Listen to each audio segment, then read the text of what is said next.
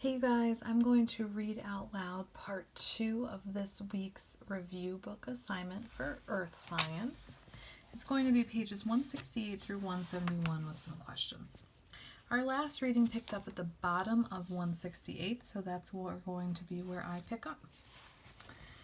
So, most of the contiguous United States is located in the prevailing southwesterly wind belt for much of the year, which means that most weather conditions move from southwest to northeast, more generally west to east. The west coast of the contiguous United States has much more of a marine climate than the east coast because of the west coast's prevailing winds are from the ocean. Since the east coast has its prevailing winds blow from the center of North American continent, it has continental climates almost to the shore of the Atlantic Ocean, Long Island, New York, has some marine moderation of climate compared to the rest of the state, as do some western parts of New York State, downwind of Lake Erie and Lake Ontario. The prevailing southwesterly winds also have an important large climatic effect by moving their air masses and frontal low-pressure storms across the contiguous United States, generally from west to east. This keeps repeating itself, so I'm going to circle it. The paths of these air masses and storm movements are often called tracks. As shown in figure 810, much of the precipitation in the mid-latitudes is the result of these tracks and associated weather. Western New York State is noted for the lake effect snows caused by winds and storms blowing over the Great Lakes, picking up moisture and then dropping the moisture as deep snows.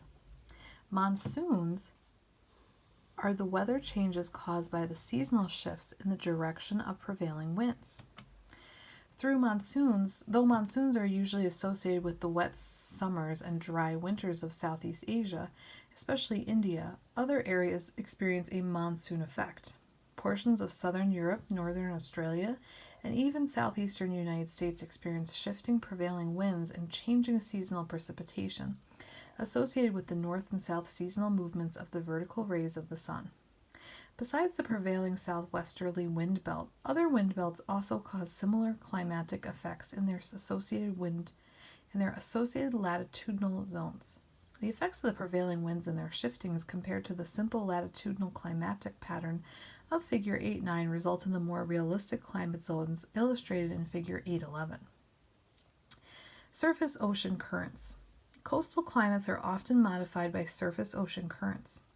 Currents flowing away from the equator carry warm water to higher latitudes, while currents flowing toward the equator carry cool water to lower latitudes.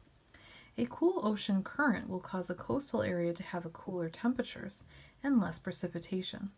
One reason there is less precipitation is that cool water results in cool air, which cannot hold much water vapor. A warm ocean current will cause a coastal area's climate to be warmer and have more precipitation.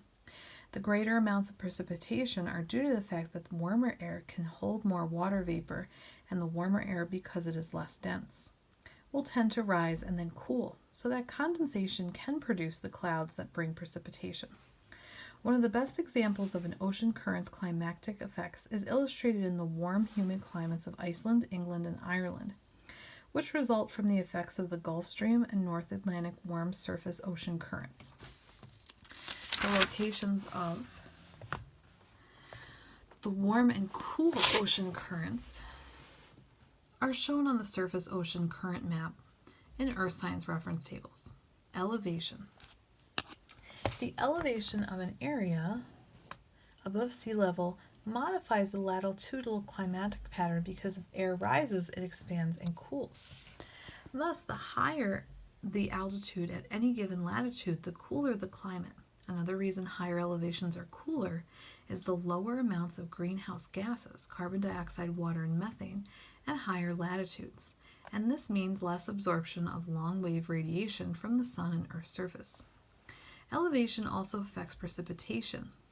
As the elevation increases, the temperature and water vapor capacity decrease. The air thus approaches the dew point, condensation forms as clouds, and precipitation often occurs. Therefore, areas at higher latitudes generally have more precipitation than lower areas. In New York State, the Catskills and the Adirondack Mountains are generally cooler and have more precipitation than most surrounding areas. Mountains. Mountains that intersect prevailing winds, such as those associated with the planetary wind belts, can modify the latitudinal climate pattern. Figure 8.13 shows a cross-section of the mountain against which the prevailing winds blow from the left. This side is the windward side. As the wind strikes the windward side of the mountain, the air is forced to rise. As so it does, expands and cools. When rising air cools to the dew point, condensation releases stored heat energy, which lowers the rate of cooling and increasing elevation.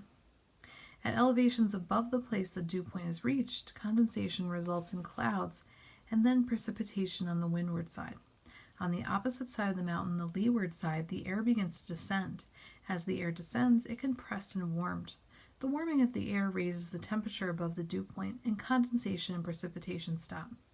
As a result, the leeward side is warmer than the windward side at any given altitude. The leeward side also has much less precipitation because the air has lost much of its moisture, and its water vapor capacity rises as its temperature increases. A good example of this mountain effect is the fact that Champlain lowlands get the least amount of precipitation in New York State. The Champlain lowlands are the leeward side of the Adirondack Mountains. Another way the mountains modify climate is by acting as a barrier to the moving air masses, preventing cold air or warm air from crossing the mountain to the other side. Barriers to moving air masses. As a result, opposite sides of the mountain can have different temperature patterns. In southeastern New York, the Hudson Highlands often keep warmer air south and colder air north. Therefore, sometimes during winter when it rains in New York City, there is either snow or precipitation in the Hudson Valley north of the Hudson Highlands. Vegetation. An area's natural vegetation amounts and types are largely determined by the climate. Thus, an arid area has desert vegetation and a hot, humid climate has tropical rainforest vegetation. On the other hand, the vegetation of an area can help determine the climate of an area. When rainforests are cut down and converted into farms or grazing land, the climate often becomes hotter and less humid. Part of the reason for this is that there is more runoff and less transpiration to add humidity. Also, without all the trees to absorb solar energy and to convert it into potential food, the solar energy heats the land instead, which then heats the atmosphere it touches. Have you ever noticed how much cooler it is under just one shade tree than it is when you are out in the open? Cutting down or deforestation of whole sections of forest would just multiply. The effect of moving out from under tree. Building cities, urbanization, also causes a decrease in forests and grasslands and causes changes in climate and weather. Cloud cover. If an area has high percentage of cloudy days, this will have a major climatic effect. Without clouds, the atmosphere is much more transparent to insolation, and more of the sun's energy can reach and heat the Earth's surface.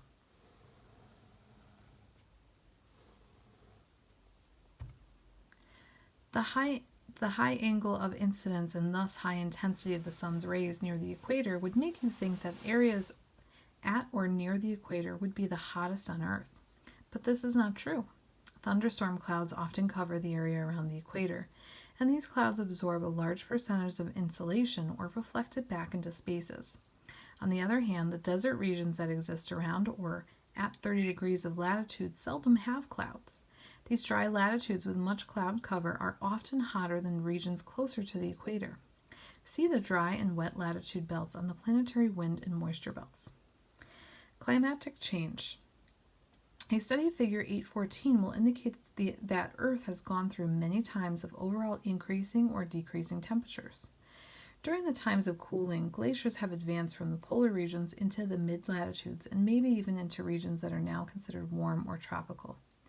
These times of advancing glaciers into the mid-latitudes were the ice ages.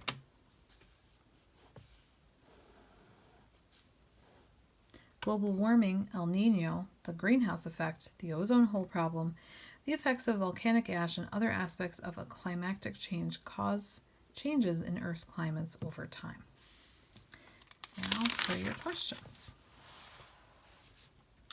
All right, this section's questions start with number 32. Describe the temperature differences between a coastal city and an interior city at the same latitude during summer and winter. Number 35. On one of the Hawaiian Islands, the annual rainfall is 200 inches per year on one side of the island and less than 20 inches per year on the opposite side of the same island. This difference is most likely caused by jet streams, hurricanes or typhoons, monsoons, or prevailing winds and mountains.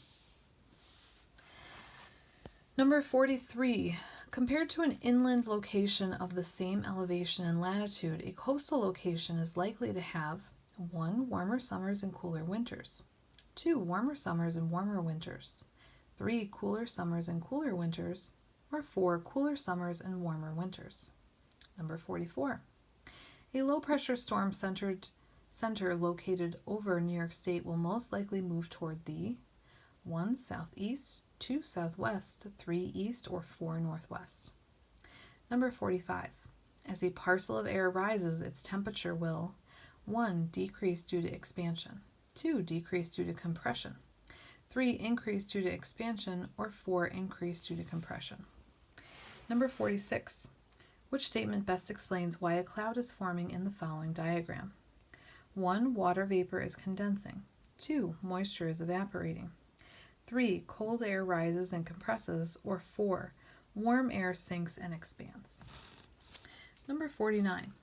The following diagram shows the locations of the cities of Seattle and Spokane, Washington. Both cities are located at approximately 48 degrees north latitude, and the Cascade Mountains separate them. How does the climate of Seattle compare with the climate of Spokane? 1. Seattle, hot, dry. Spokane, cool, humid. 2. Seattle, hot, humid. Spokane, cool, dry. 3. Seattle, cool, humid. Spokane, warm, dry. Or 4. Seattle, cool, dry. Spokane, warm, and humid. Number 50. Which location would have the coolest average temperature? Number 52. Which location would most likely be driest? Number 54. Which physical characteristic would cause location G to have a colder yearly climate than any other location? 1. The nearness of location G to a large ocean. 2. The location of G with respect to the prevailing winds. 3. The elevation of location G above sea level. Or 4. The distance of location G from the equator. Number 56. Which location probably has the widest range in temperature during the year? A, B, H, or D? Last question, number 59. Which ocean current transports warm water away from Earth's equatorial region? 1. Brazil current. 2. West Australia current. 3. Falkland current. Or 4. California current.